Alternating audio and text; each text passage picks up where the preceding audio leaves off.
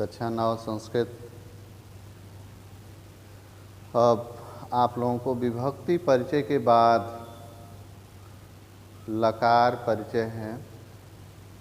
लकार परिचय में पहला श्लोक है मित्र के संबंध में। मित्र कैसा होना चाहिए? पापान निवारयति यो जयते हिताय गुह्यम निगुह्यति गुणान प्रकटीकरोति आपद्गतं च जहाति ददाति काले सन्मित्र लक्षणमिदं प्रवदन्ति सन्तः। अच्छा मित्र जो है वह अपने मित्र को पाप से रोकता है। पापान निवारयति, पाप से रोकता है। यो जयते हिताय, और उसे कल्याण से जोड़ता है, भलाई से, जिससे उसकी भलाई हो, वह अच्छे कार्यों से संयुक्त हो, अच्छे कार्यों से जुड़े, तो उसे अच्छे कार्यों से जोड़ता है। गुह्यम निगुह्यति, और अच्छा मित्र अपने मित्र के छिपाने योग्य, गुह्य अर्थात गोपनीय, छिपाने योग्य अवगुणों को छिपाता है। गुणान प्रकटीकरोति, और उसके गुणों को प्रकट करता है। आपद्गतं च न जहाति ददाति काले, और आपद्गतम अर्थात विपत्ति के समय में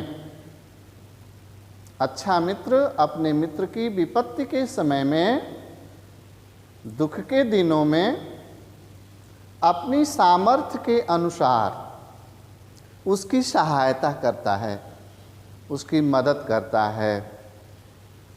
सन्मित्र लक्षणमिदं प्रवदन्ति सन्तः, संत पुरुषों के द्वारा, सज्जन पुरुषों के द्वारा ये अच्छे मित्र के लक्षण कहे गए हैं।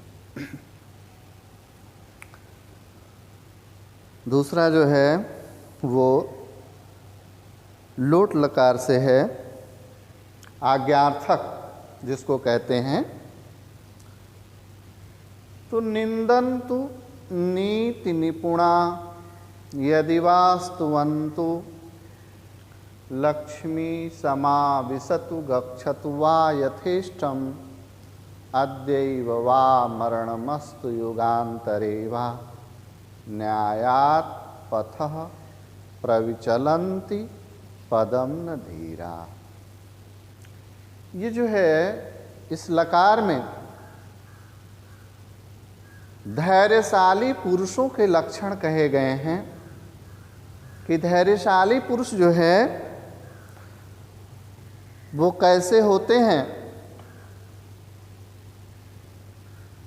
तो निंदन्तु नीति निपुणा, नीति में जो निपुण है अर्थात कुशल हैं, ऐसे पुरुषों की निंदा की जाए अथवा प्रशंसा की जाए। निंदन्तु नीति निपुणा यदि वास्तुवन्तु, निंदा की जाए अथवा प्रशंसा की जाए। लक्ष्मी समाविशतु गच्छतु वा यथेष्टम, लक्ष्मी उनके पास आए अथवा अपनी इच्छा के अनुसार चली जाए। अद्यैव वा मरणमस्तु युगान्तरे वा, नीति में निपुण कुशल पुरुषों की मृत्यु आज ही हो जाए अथवा युगों युगों के बाद हो। न्यायात् पथः प्रविचलन्ति पदम न धीरा, धैर्यशाली मनुष्य धैर्यशाली पुरुष न्याय के मार्ग से कभी भी विचलित नहीं होती और विपत्ति में पड़ा हुआ व्यक्ति यदि अपने जीवन में धैर्य धारण कर लिया, उसने जिंदगी की आधी लड़ाई जीत ली। तो इसलिए धैर्य एक महान गुण है और विपत्ति में धैर्य ही सहायक होता है।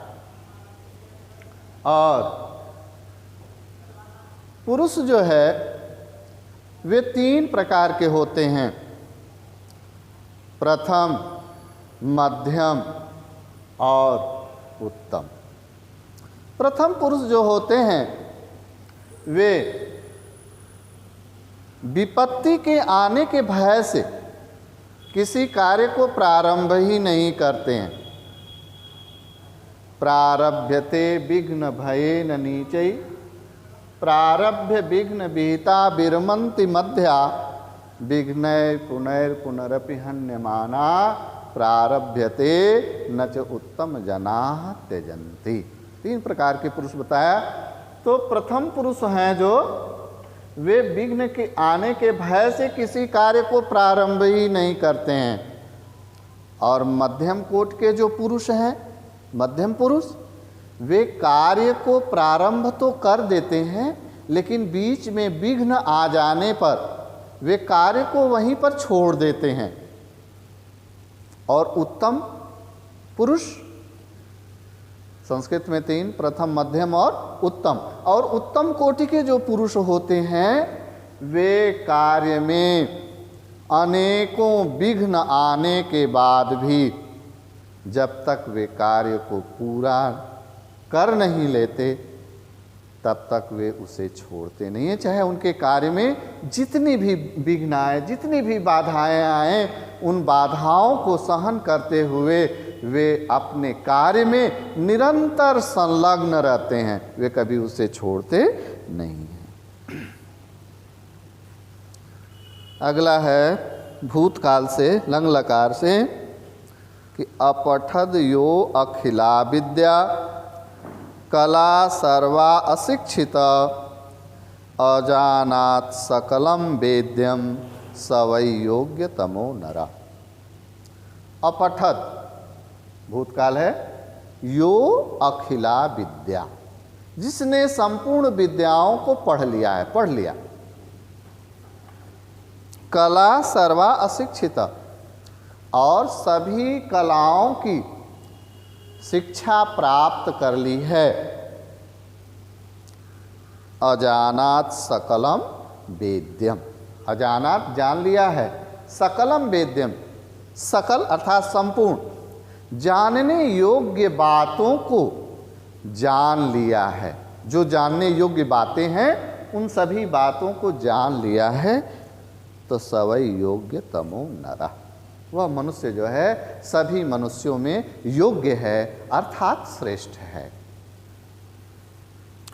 विधिलिंग लकार से है कि दृष्टिपूतम न्यसेत पादम वस्त्रपूतम जलम पिबेत सत्यपूताम वदेत वाचम मनःपूतम समाचरे। देखिए ये जो है सब नीति की बातें हैं। तो दृष्टिपूतम न्यसेत पादम, दृष्टि अर्थात देखना, पूत अर्थात पवित्र। तो मार्ग में अच्छी प्रकार से देख करके पैर रखना चाहिए। जो दृष्टि से जो पवित्र हो, ऐसे जो है अच्छी प्रकार से मार्ग को देख करके मार्ग में आगे पैर रखना चाहिए। वस्त्रपूतम जलम पिबेत, और जल को कपड़े से छान करके अच्छी प्रकार से शुद्ध जल को पीना चाहिए, ग्रहण करना चाहिए। सत्यपूताम वदेद वाचम, वाचम का अर्थ होता है वाणी। जो वाणी सत्य से पवित्र हो, ऐसी वाणी जो है बोलनी चाहिए। और मनः पूतं समाचरे, और जो पवित्र मन से दूसरों के साथ आचरण करना चाहिए, व्यवहार करना चाहिए। पवित्र मन से दूसरों के साथ अच्छा आचरण और व्यवहार करना चाहिए।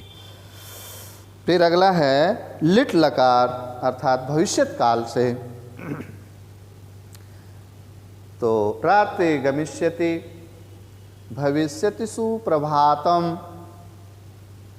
भास्वद उदेष्यति हसिष्यति पंकजाले, इत्थम विचिन्तयति कोशगते द्विरेफे, हा हंत हंत नलिनी गज उज्जहारा। मनुष्य अपने जीवन में बहुत कुछ सोचता है कि मैं जीवन में, और अनेक प्रकार के स्वप्न को देखता है, और स्वप्न देखना भी अच्छी बात है। लेकिन मनुष्य अपने जीवन में सोचता तो है, लेकिन ईश्वर जो चाहता है वही होता है। ईश्वर जो करता है, परमात्मा जो करता है वही होता है, क्योंकि वही सर्वशक्तिमान है, सामर्थ्यमान है। तो कमल की कलियों में बंद, इत्थम विचिन्तयति कोश गते द्विरेफे। द्विरेफ का अर्थ होता है भौरा। रात्रि के समय, संध्या के समय कमल की कलियों में बंद भौरा जो है इस बात को सोच रहा है कि रात्रि गमिष्यति, रात्रि बीतेगी, समाप्त होगी। भविष्यति सुप्रभातम, सुंदर सुनहरा सवेरा होगा। भास्वद उदेष्यति, सूर्य निकलेगा, उगेगा। हसिष्यति पंकजाले, और कमल की कलियां खिलेंगी अर्थात मुस्कुराएंगी। इत्थम विचिन्तयति कोशगते द्विरेफे। इस प्रकार, इत्थम अर्थात इस प्रकार, विचिन्तयति सोच रहा था, कोशगते द्विरेफे कमल की कलियों में बंद भौरा सोच ही रहा था कि हा हंत, हाय दुख है, नलिनी गज उज्जहार, अर्थात कमल की नाल को, उस कमल की नाल को हाथी ने उखाड़ लिया। तो मनुष्य अपने जीवन में तो बहुत कुछ सोचता है, अनेक प्रकार के स्वप्न को देखता है, लेकिन उस मनुष्य का जीवन अत्यंत क्षणभंगुर है, और सोचते ही मृत्यु जो है, जिस प्रकार से हाथी ने कमल के नाल को उखाड़ लिया, भौरे के जीवन को ही समाप्त कर दिया, उसी प्रकार से मनुष्य का जीवन भी थोड़ा है, क्षणभंगुर है, और कब नष्ट हो जाएगा ये कोई ठिकाना नहीं। मनुष्य तो अपने जीवन में बहुत कुछ सोचता है, लेकिन ईश्वर जो चाहता है, परमात्मा जो चाहता है, विधाता की गति कुछ और है। तो विधाता जो चाहता है वही होता है। तो मनुष्य का जीवन क्षणभंगुर है, जिस प्रकार से उसका भौरे का जीवन नष्ट हो गया, तो उसी प्रकार मनुष्य, मृत्यु ने मनुष्य के जीवन को ही समाप्त कर दिया। आज जो है बस इतना ही जो है, इसके बाद अगले वीडियो में आप लोगों को बताया जाएगा, पढ़ाया जाएगा। धन्यवाद।